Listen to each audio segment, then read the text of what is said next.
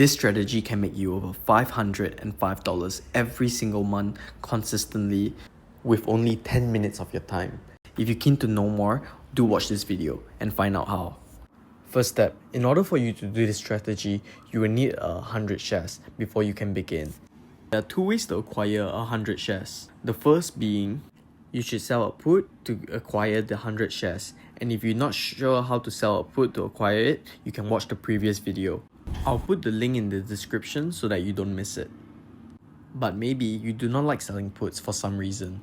So you can always just purchase the stock at market price, and now you're ready to start the strategy. Lastly, before we go to step 2, you got to remember that make sure you pick a good stock, and the stock that we're using over here is just an example, so do not copy me.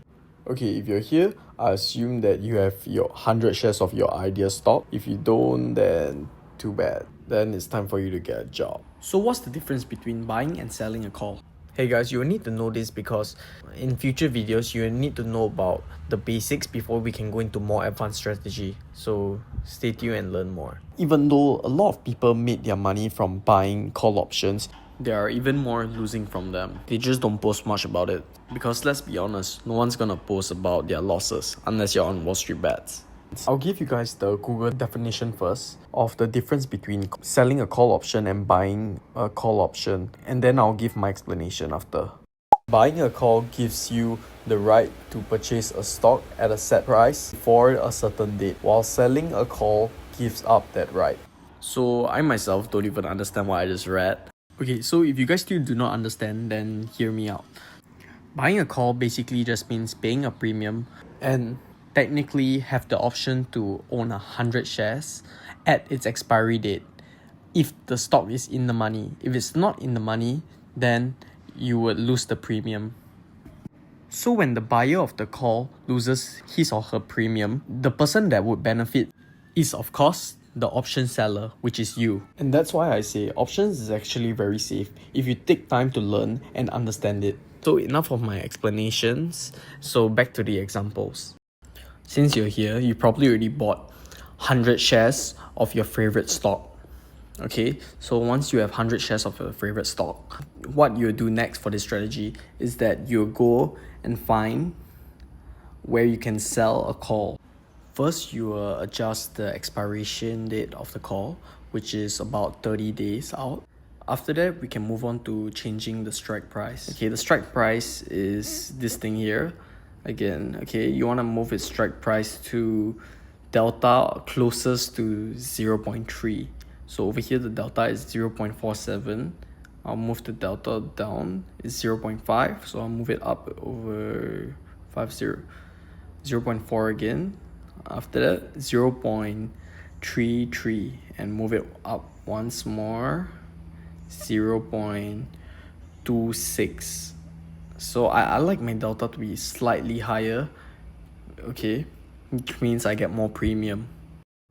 Lastly, after you found your strike price and adjusted your expiration date, if your orders still have not executed yet, you want to change your price closer to your bid price because that it executes faster and then you don't have to touch it for the next 1 month, or I'll tell you what will happen to your position after. Since you already own 100 shares, if these calls get assigned, then you won't be in any trouble because you already own 100 shares. Your brokerage will just sell your 100 shares instead of if you're doing a naked call. So what you don't want to be doing is a naked call, because if you do not buy the 100 shares, you'll be doing basically a naked call, which makes your max loss infinite and it's not even worth the risk at that point. So you want to always protect yourself by buying the 100 shares. If this does not get assigned, then you do not need to sell your shares. And if you do not need to sell your shares, you can do this all over again, which means it's a repeatable process you can do over and over again. As you can see over here, the only downside to this is that your capital gains will be limited to $18. If the stock do shoot up to $20, your gains will still be capped at $18. That's the downside to this strategy. But obviously, knowing this, you do not want to use this strategy during big events like earnings call and other special events that the company might have. So now that we have opened the position, we can calculate how much returns will we be getting over a 1 month period, then a 12-month period. So assuming we bought the 100 shares at $17.60, which is market price as of right now, net credit is $50.50. Net credit basically just means the premium. And the max profit is what you will be getting if the stock shoots above your strike price. So as long as the stock stays below your strike price, you can keep doing the strategy over and over again, month to month. Right now, assuming that we have bought 100 shares at $17.6, so we'll just times this by 100 because we bought 100 shares. We will get 1,760 minimum to start this strategy, and then which will get this 1% first, and we'll get an option premium of $50.50 divided by 17.6. We'll get a total return of 2.86% every single month. So then we take this times 12, we get a yearly return of 34% every single year, obviously beating the S&P by 3x. Guys, don't forget to like and subscribe if you like the content because more is coming up. Have a